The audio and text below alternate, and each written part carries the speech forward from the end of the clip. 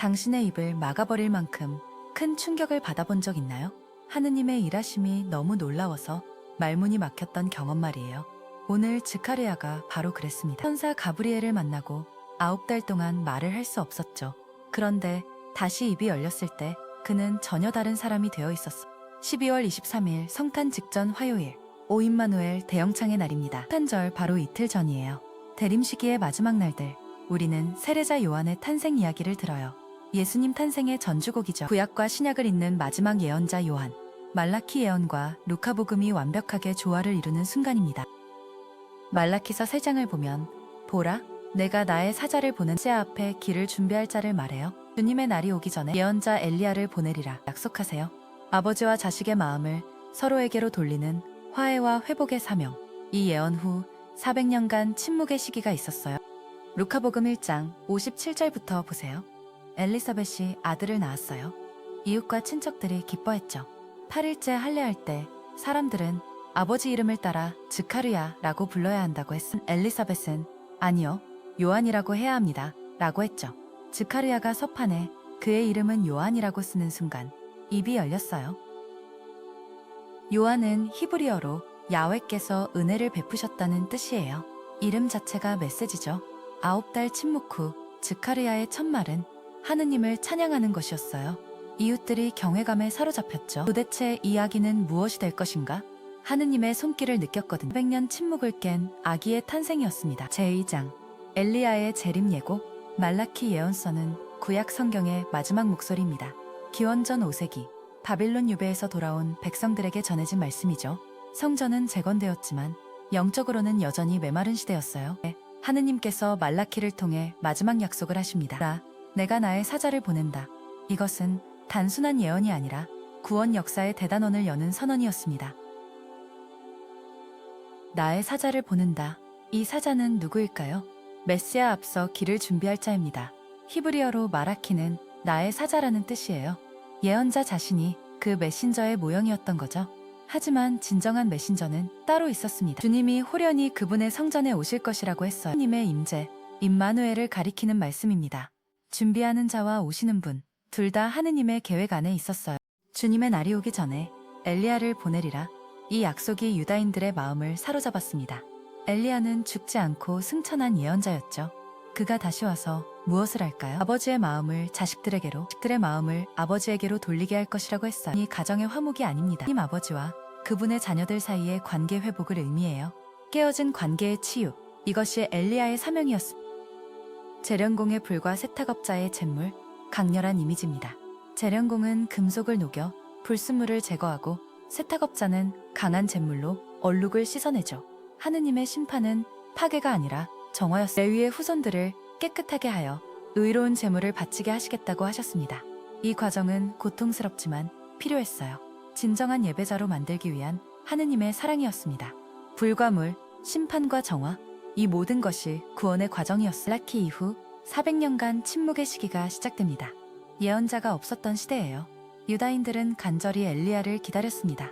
6월절 때마다 엘리야를 위한 자리를 마련하고 아이들이 태어나면 이 아이가 엘리야의 전령자는 아닐까 기대했어요. 그 긴 기다림이 마침내 끝났습니다.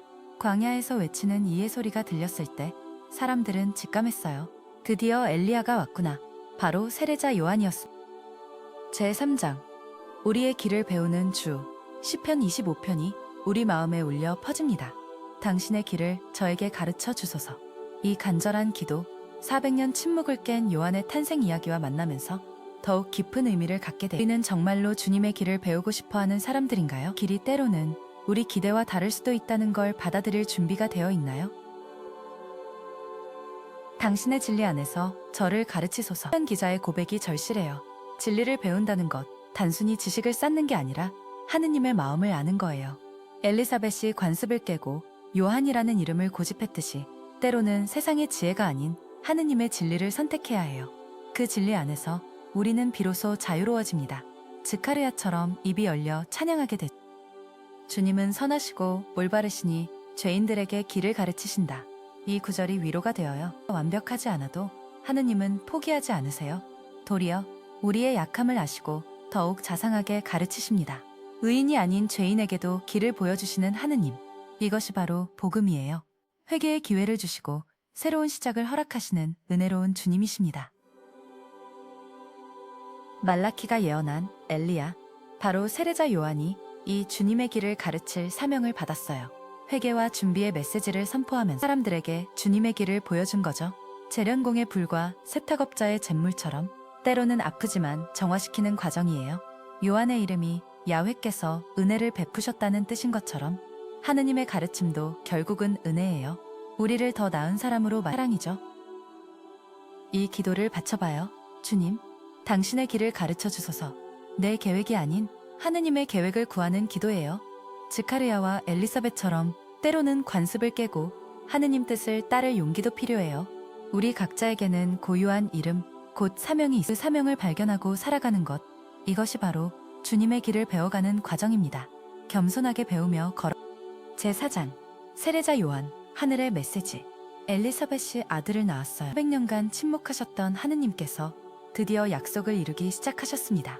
이웃과 친척들이 모두 기뻐했어요. 단순한 출산이 아니었죠. 이것은 하느님의 구원 계획이 시작되는 순간이었습니다. 늙은 엘리사벳의 임신, 불가능해 보였던 일이 현실이 되었어요. 하느님의 시간은 우리 시간과 달라요. 8일째 할례를 행하는 날입니다. 유다 관습에 따라 이름을 지어야 했어요. 사람들이 당연하게 생각했죠. 아버지 이름을 따라 즈카르야라고 하겠지? 하지만 엘리사벳이 말했어요. 아니요, 요한이라고 해야 합니다. 사람들은 놀랐어요.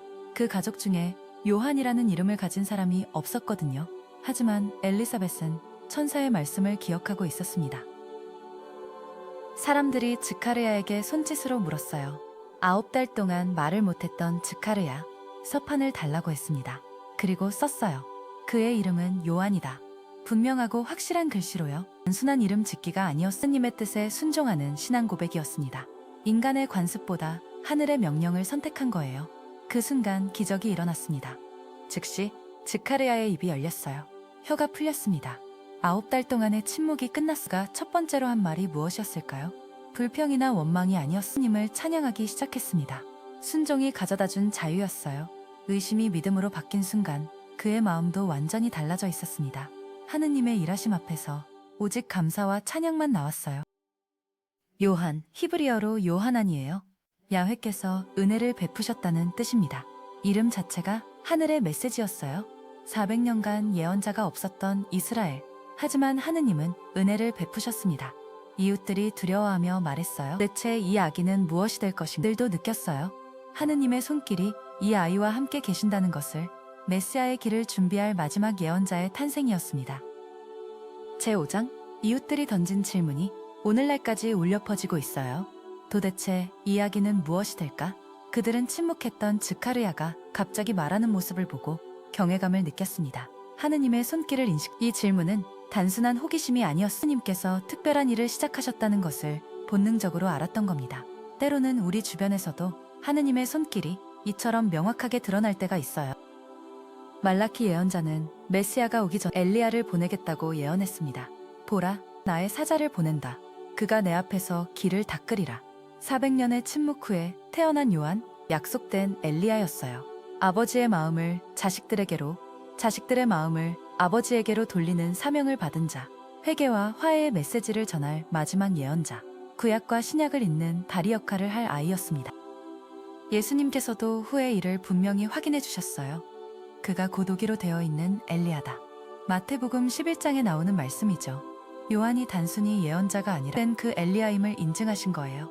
유다인들이 그토록 기다렸던 메시아의 전령, 세례자 요한은 자신의 정체성을 분명히 알았습니다. 광야에서 외치는 이의 소리, 자신을 낮추고 오직 주님의 길을 준비하는 일에 요한의 사명은 3가지로 요약됩니다. 첫째, 메시아의 길을 준비하는 것. 둘째, 회개를 선포하는 것. 셋째, 예수님께 증거하는 것. 이 모든 사명이 그의 이름 요한에 담겨 있어요. 야훼께서 은혜를 베푸셨다는 뜻이거든요. 하느님의 은혜가 이제 시작된다는 선언이었습니다. 요한은 자신이 주인공이 아니라 길을 닦는 자임을 늘 기억했어요. 그분은 커져야 하고 나는 작아져야 한다. 이웃들의 질문이 오늘 우리에게 묻고 있어요. 나는 무엇이 될까? 하느님께서 우리 각자에게도 고유한 사명을 주셨거든요. 요한처럼 누군가의 길을 준비해주는 사람이 될 수도 있고 회개의 메시지를 전하는 사람이 될 수도 있고 중요한 것은 하느님의 손길을 인식하는 것입니다. 내 삶에서 주님께서 무엇을 원하시는지 요한의 겸손과 헌신을 본받아 응답해 보세요. 제6장 침묵을 깨다 증인이 되다. 말라키 이후 400년간 하느님은 침묵하셨어요. 예언자도 없고 환상도 없던 시대였습니다. 그런데 세례자 요한의 탄생으로 이 침묵이 깨졌어요. 우리 인생에도 이런 영적 침묵기가 있습니다. 하느님이 멀리 계신 것 같은 시간들. 하지만 하느님은 그 침묵 속에서도 당신의 구원 계획을 준비하고 계세요. 요한의 이름, 야훼께서 은혜를 베푸셨다는 뜻이에요. 이름 자체가 하느님의 메시지였습니다. 우리도 세례 때 받은 이름이 있어요. 성인의 이름을 받았죠. 오늘 한번 생각해 보세요. 나의 세례명은 무슨 뜻일까요? 그 성인은 어떻게 살았을까요? 나는 지금 누구의 이름을 살고 있는 걸까요? 이름은 단순한 호칭이 아니라 우리가 살아야 할 방향이에요. 즈카르야와 엘리사벳은 습을 깨뜨렸어요. 아버지 이름을 따라 지으라는 사람들의 기대를 거부하고 하느님의 뜻을 택했습니다. 한국은 가족 중심 문화가 강해요. 부모님 말씀, 가족 전통이 소중하죠. 하지만 때로는 하느님의 뜻이 더 우선되어야 할 순간들이 있어요. 쉽지 않은 선택이지만 믿음의 용기가 필요한 때입니다. 하느님의 뜻을 택할 때 진정한 축복이 시작돼요. 즈카르야는 9개월 동안 말을 못했어요. 의심 때문이었죠. 하지만 요한의 이름을 써준 순간 입이 열렸습니다. 그리고 첫 마디는 하느님에 대한 찬양이었어요. 우리도 마찬가지예요. 하느님께 진심으로 순종할 때 찬양이 나와요. 의심과 두려움이 사라지고 진정한 자유와 기쁨을 경험하게 됩니다. 순종이 우리를 자유롭게 해요. 요한의 사명은 길을 준비하는 것, 예수님을 맞이할 마음을 준비시키는 일이었습니다. 우리도 마찬가지 사명이 있어요. 가족, 친구, 동료들이 예수님을 만날 수 있도록 길을 준비하는 삶을 살아가야 해요. 작은 친절, 따뜻한 말 한마디로도 충분해요. 기도로 마무리해요. 주님, 요한처럼 주님의 길을 준비하는 자가 아멘.